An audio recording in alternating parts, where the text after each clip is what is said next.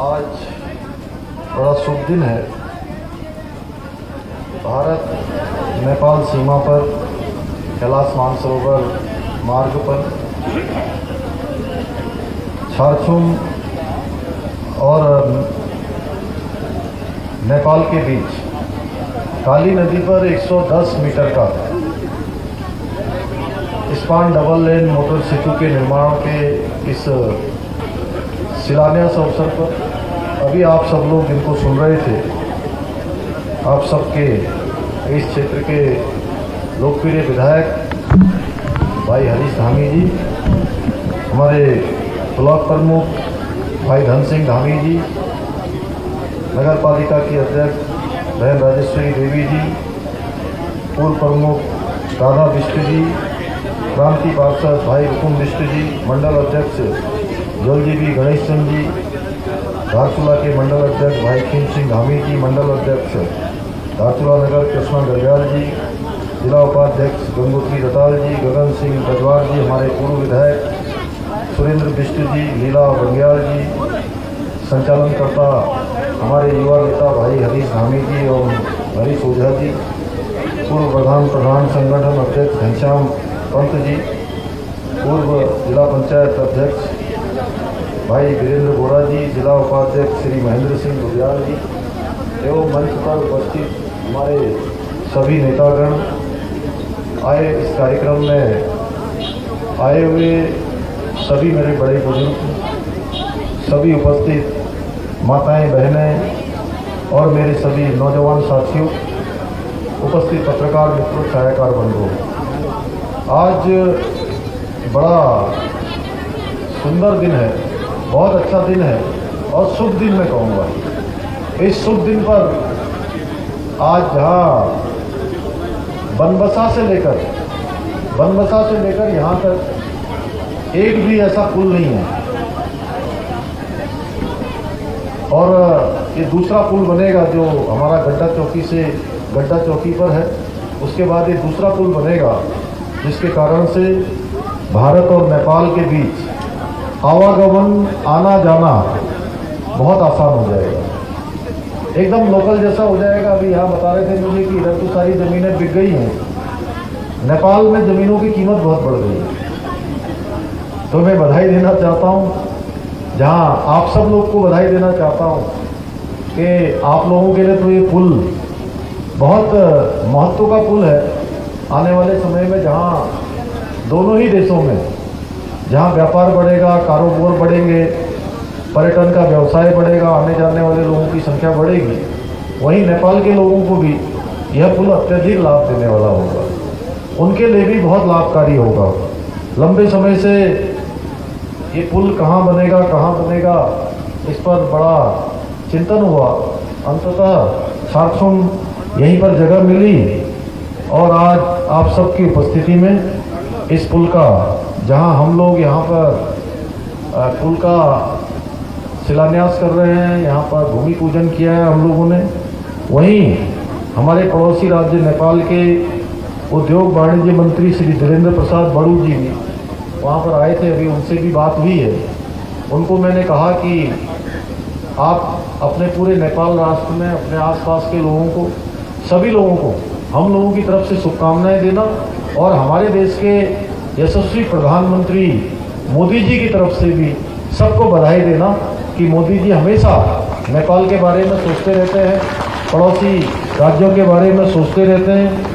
आज इस अवसर पर जहां हमारे जिलाधिकारी जी भी यहाँ मौजूद हैं, प्रमुख अभियंता लोक निर्माण विभाग श्री अयाज अहमद जी भी उपस्थित हैं, उनका भी चूँकि इसमें बड़ा योगदान है। आज के इस अवसर पर मैं सर्वप्रथम बाबा केदारनाथ जी को, गुरु गोरखनाथ जी को एवं बाबा पशुपतिनाथ जी को भी कोटि कोटि नमन करता हूँ।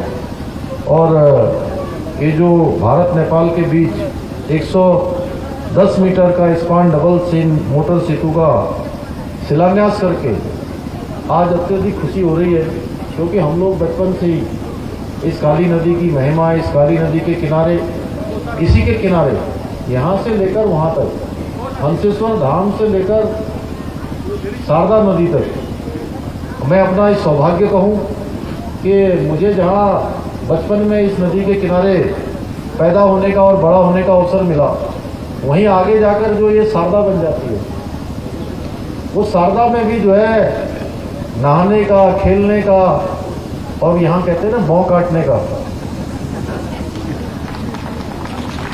भौं काटने का सौभाग्य मिला है। और आज मैं बहुत अपने को गौरवान्वित महसूस कर रहा हूँ। भाई हरीश जी लंबे समय से इस पुल के लिए लगे हुए थे। मुझे खुशी है कि ये 32 करोड़ रुपए का ये पुल, ये मेरे हाथों ही इसकी स्वीकृति हुई। मेरे हाथों ही अभी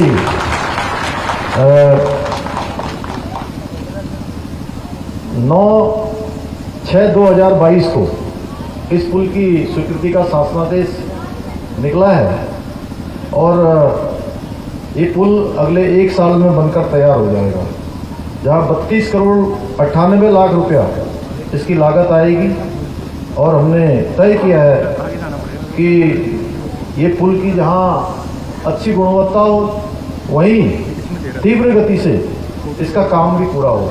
12 महीने यानी कि 1 साल के अंदर काम पूरा हो जाएगा। और लोक निर्माण विभाग, हमारा PWD विभाग, इसके द्वारा इंफ्रा प्रोजेक्ट लिमिटेड के साथ 12 महीने का अनुबंध किया गया है कि 12 महीने में काम पूरा होगा।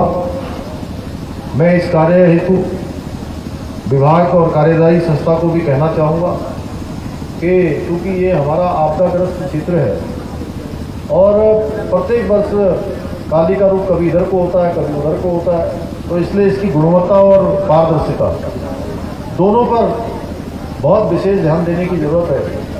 अन्यथा कई बार पुल बनते बाद में है, उसके निर्माण में कमियां पहले ही आने लगती हैं। इस प्रकार की बात नहीं होनी चाहिए। अगर कहीं पर DPR में कोई कमी हो, DPR में कहीं दिक्कत हो, तो उसको भी बढ़ाया जा सकता है, लेकिन गुणवत्ता से किसी भी स्तर पर समझौता नहीं किया जाएगा। मैंने सभी जगह कहा है, मैं यही नहीं, मैं अन्य विभागों में भी कह रहा हूँ कि जहाँ भी कई बार DPR बनती है और DPR जितने की बनती है उससे कहीं ज़्यादा लागत आने लगती है। ऐसे में होता क्या है कि वो DPR के अंतर्गत काम करने पर, उसी की सीमा के अंतर्गत काम करने के कारण से बहुत बार गुणवत्ता में परेशानी आती है, गुणवत्ता में कठिनाई आ जाती है और गुणवत्ता जो हम चाहते हैं वो गुणवत्ता होती नहीं है। इसलिए हमने कहा है कि गुणवत्ता पर विशेष ध्यान दिया जाएगा, चाहे DPR को बढ़ाना ही क्यों ना पड़े। तो मैं कार्यदायी संस्था से कहूँगा कि उस पर विशेष ध्यान देकर हमारे अधिकारीगण उस तरफ को काम करेंगे। आज इस सेतु के निर्माण से जहां भारत की ओर से झारखंड तथा हमारे मित्र राष्ट्र, इसके बारे में अभी हमारे सभी वक्ताओं ने यहाँ से कहा कि हमारा नेपाल के साथ जहाँ रोटी बेटी का संबंध है, रोटी बेटी का संबंध है, ग्वारी बेटी का संबंध है, और हमारे जैसा ही नेपाल भी है। जैसे हमारे यहाँ की पद्धति है, जैसे हमारे यहाँ की पूजा करने की पद्धति है, जो हमारे धार्मिक क्रियाकलाप हैं, वो सारे के सारे नेपाल में होते हैं। इसलिए नेपाल हमसे अलग कहीं नहीं है। हम और नेपाल एक जैसे हैं। नेपाल के लोग इस बात को भली भांति जानते हैं। और प्रधानमंत्री मोदी जी जब पहली बार प्रधानमंत्री बने थे तो सबसे पहले विदेश में कहीं उन्होंने दौरा किया था, तो भगवान पशुपतिनाथ जी का दौरा किया था। पशुपतिनाथ जी पे गए थे और ये हमारे सांस्कृतिक विरासत के कारण हमारे सहोदर भाई जैसा एकात्म राष्ट्र भी है।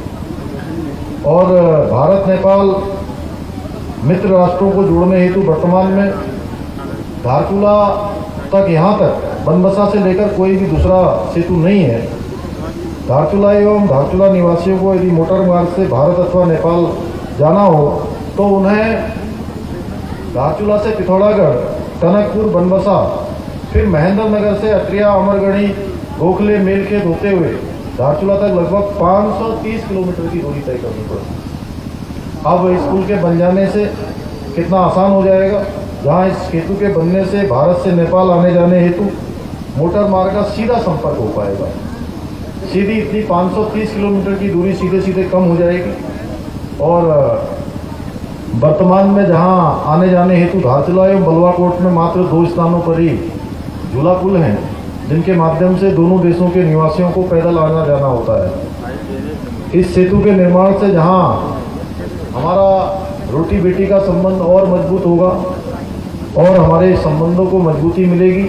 और हम कहते हैं कि नेपाल, वो कहते हैं छेमिको राष्ट्र है, हम भी कहते हैं कि हमारे भाई का राष्ट्र है, हमारा भाई है नेपाल। और पड़ोसी के साथ साथ एक जैसा हमारा संस्कार है, एक जैसी हमारी संस्कृति है। इस सेतु के निर्माण से व्यावसायिक गतिविधियों के बढ़ने से जहां हमारे रोजगार के साधन बढ़ेंगे, रोजगार की गतिविधियां बढ़ेंगी, वहीं अन्य प्रकार के जो संसाधन हैं, साधनों में भी वृद्धि होगी। भाइयों बहनों, हम लोगों ने आदर्श व समृद्ध राज्य बनाने के लिए, उत्तराखंड को हिंदुस्तान का श्रेष्ठ राज्य बनाने के लिए हमारे देश के यशस्वी प्रधानमंत्री मोदी जी के नेतृत्व में लगातार प्रयास प्रारंभ किए हैं, लगातार योजनाओं को आगे बढ़ाने का काम हुआ है। आने वाले समय में इसी मार्ग से, अभी तक ये मार्ग का काम चल रहा है, चौड़ीकरण का काम चल रहा है, आने वाले समय में कैलाश मानसरोवर तक की यात्रा इसी सड़क मार्ग से पूरी होगी। यह भी भारत सरकार ने तय किया है। उत्तराखंड की लाइफ लाइन कही जाने वाली चार धाम ऑल वेदर रोडों का काम तेजी से चल रहा है। अभी मैं जिलाधिकारी से पूछ रहा था कि हमारा जो सिमली, ग्वालदम, बागेश्वर, मुंशियारी, जौलजीबी वाला जो मार्ग है 285 किलोमीटर का, ये 285 किलोमीटर मार्ग की कितनी प्रगति हुई है। मैं पिछले दिनों भारत सरकार के मंत्री, हमारे रोड सड़क परिवहन के मंत्री नितिन गडकरी जी से भेंट करने गया था, तो मैंने उनसे अनुरोध किया था कि जल्दी से जल्दी इस मार्ग को पूरा किया जाए, जल्दी से जल्दी इसको 2 लेन का जो मार्ग है, जहां पर जो भी कार्यदायी संस्था है उनको निर्देशित किया जाए। उन्होंने मुझे पूरी तरह से आश्वस्त किया है कि वो जल्दी ही इस सड़क मार्ग को भी पूरा करवाएंगे। इसके साथ साथ हमारा जो पिथौरागढ़ से लिपुलेख मार्ग है, ये लिपुलेख मार्ग का 85% कार्य अब तक पूरा हो चुका है। और नरेंद्र मोदी जी के नेतृत्व में जो भी कार्य हुए हैं वो हम सबके सामने हैं। भूतो न भविष्य की लगातार उनका विजन है। समग्र देश का विकास हो, आज चाहे सेना का क्षेत्र हो, चाहे वो कृषि का क्षेत्र हो या निर्यात का क्षेत्र हो, हर क्षेत्र में अभूतपूर्व वृद्धि हुई है। पहले जहां हम केवल दूसरे देशों से आयात करते थे, हम हथियारों का आयात करते थे, अन्न का आयात करते थे, अन्य प्रकार के बहुत सारे जो हमारे इलेक्ट्रॉनिक सामान होते थे, साइंस प्रौद्योगिकी में काम आने वाली चीज़ें होती थी, उन सभी का हम आयात करते थे। आपको जानकर खुशी होगी कि आने वाले समय में जो भारत की अर्थव्यवस्था है, वो अर्थव्यवस्था दुनिया की सबसे बड़ी अर्थव्यवस्था बनेगी। उसके लिए माननीय प्रधानमंत्री मोदी जी के नेतृत्व में जहां आयात की जगह हथियारों के निर्यात को भी बढ़ावा दिया जा रहा है, जिसका बहुत बड़ा पैसा हमारा हथियारों के आयात में खर्च होता था। आने वाले समय में जहां निर्यात बंद हो, आयात बंद होगा, वहीं निर्यात बढ़ेगा और एक बड़ा जो बजट है हमको हथियारों के निर्यात से मिलने वाला है। ये नया भारत है, एक भारत श्रेष्ठ भारत। इस भारत की कल्पना को लेकर माननीय प्रधानमंत्री जी आगे बढ़ रहे हैं। सीमा की सुरक्षा हो, चाहे हमारे सैनिकों का मनोबल हो, वो हर क्षेत्र में सैनिकों के मनोबल को बढ़ाने के लिए काम करते हैं। कोई भी ऐसा त्यौहार होता है, कोई भी ऐसा पर्व होता है जो देश का पर्व होता है, चाहे उनका अपना जन्मदिन होता है, प्रधानमंत्री मोदी जी वो प्रधानमंत्री निवास में जन्मदिन नहीं मनाते। वो जब भी जाते हैं कोई ना कोई ऐसा काम करते हैं तो सैनिकों के बीच में होते हैं। या आपने देखा होगा पाटरी में, वहाँ पर जो विदेशों से आए हुए चीते हैं, उनको पुनः उस प्रजाति को यहाँ पर जो विलुप्त हो रही थी, पुनः यहाँ पर एक बार आगे बढ़ाने के लिए उन्होंने नामीबिया से यहाँ पर उनको एक्सपोर्ट किया है और हमारे यहाँ के जंगलों में छोड़ा गया है।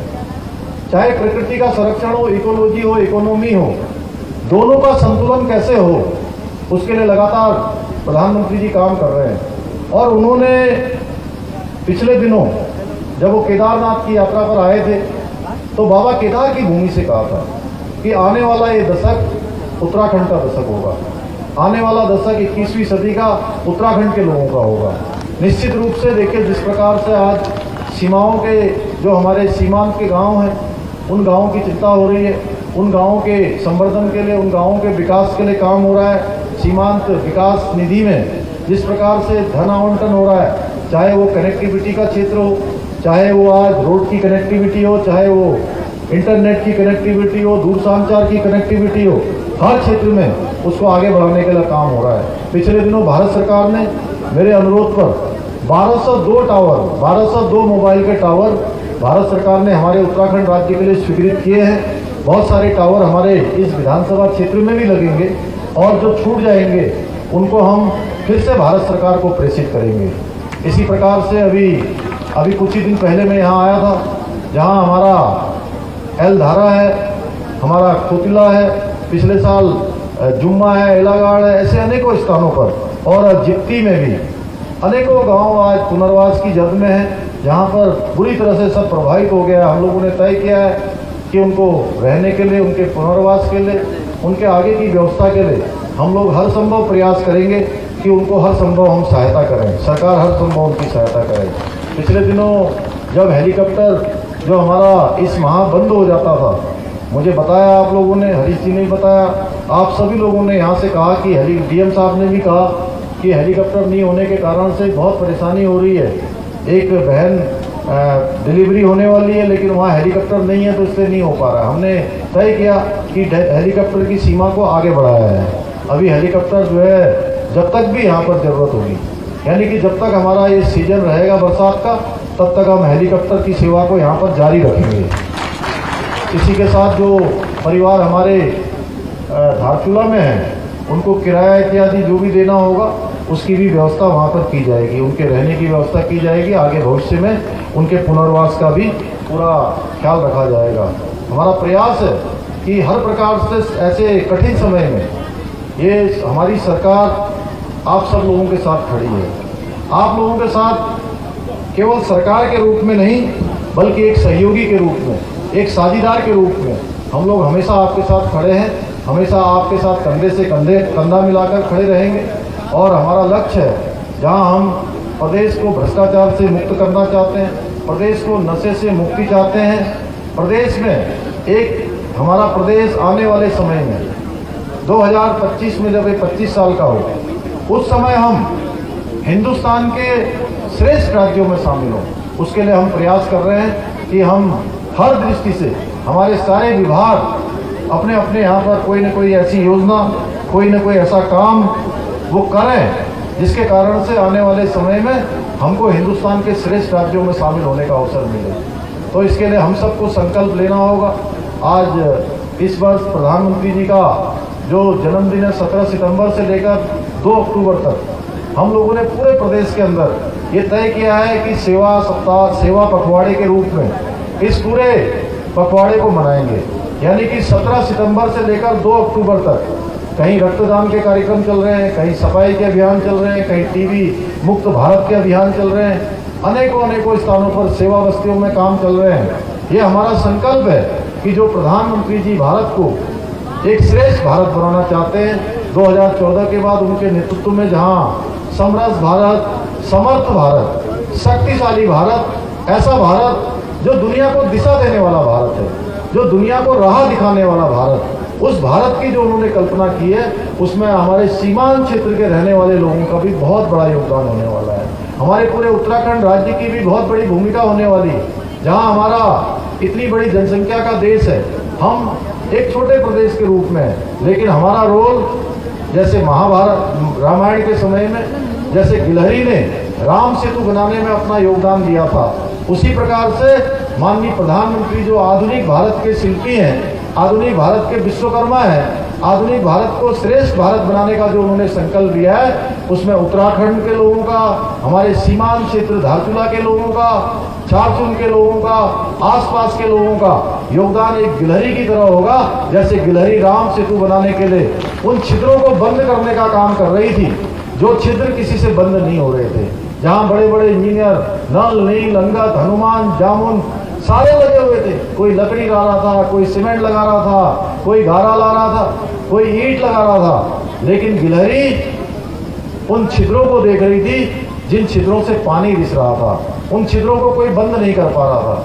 गिलहरी बार बार उन छिद्रों को देख रही थी और उन छिद्रों को बंद करने का प्रयास कर रही थी, बार बार समुद्र में डुबकी लगा रही थी, अपने आप को गीला कर रही थी और गीला करने के बाद बालू में लोट-पोट हो रही थी और लोट-पोट होकर उन छिद्रों में बालू को डालने का काम कर रही थी। इसी प्रकार से हम सब लोग भी, सीमांत क्षेत्र के लोग, हम ये संकल्प लें कि हम जहाँ अपनी जो हमारी जिम्मेदारी है, जो हमारा जो काम है, चाहे हमारे बच्चों को आगे बढ़ाने का काम हो, बच्चों की अच्छा शिक्षा का काम हो, स्कूलों में पढ़ाने वाले, चाहे हमारे अध्यापक हो, कोई शासन प्रशासन में काम करने वाले हो, फोर्सों में काम करने वाले हो, व्यवसाय के क्षेत्र में, समाज के क्षेत्र में, पर्यावरण के क्षेत्र में, जिस क्षेत्र में भी हम काम करते हैं उस क्षेत्र में हम पूरी ईमानदारी के साथ काम करें और ये संकल्प लें कि आने वाले 2025 तक हम अपने क्षेत्र को भी आदर्श क्षेत्र बनाएंगे। क्योंकि ये जो यात्रा है, जो मैंने कहा कि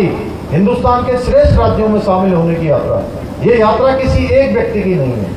ये कोई ये नहीं है कि मैं यहाँ मुख्य सेवक हूँ, मैं बोल रहा हूँ तो ये केवल मेरी यात्रा है, या मंच पर इतने सारे लोग बैठे हैं तो इनकी यात्रा है। ये हमारे पूरे उत्तराखंड की 1,25,00,000 भाई बहनों की यात्रा है। ये यात्रा हमारी तभी गंतव्य तक पहुँचेगी, तभी हमारे लक्ष्य को पूरा करेगी, जब सारे के सारे लोग हम कदम से कदम मिलाकर चलेंगे, कंधे से कंधा मिलाकर चलेंगे, एकमेव होकर सारी चीज़ों को भुलाकर केवल और केवल देश और समाज के लिए काम करेंगे। तो मैं मानता हूं कि निश्चित रूप से हमारी यात्रा सफल होगी और हम अपने लक्ष्य में भी कामयाब होंगे। तो आज के अवसर पर मैं आप सभी का धन्यवाद करते हुए, और हमारे अध्यक्ष जी ने, गणेश चंद जी ने एक हमको बड़ा ज्ञापन दिया है जिसमें 17 मांगे इन्होंने रखी है, मैं इसको लेकर जा रहा हूँ और अपने साथ देखूंगा, इसका परीक्षण करवा के जितना भी हो सकता है करेंगे। आप सबका पुनः बहुत बहुत धन्यवाद।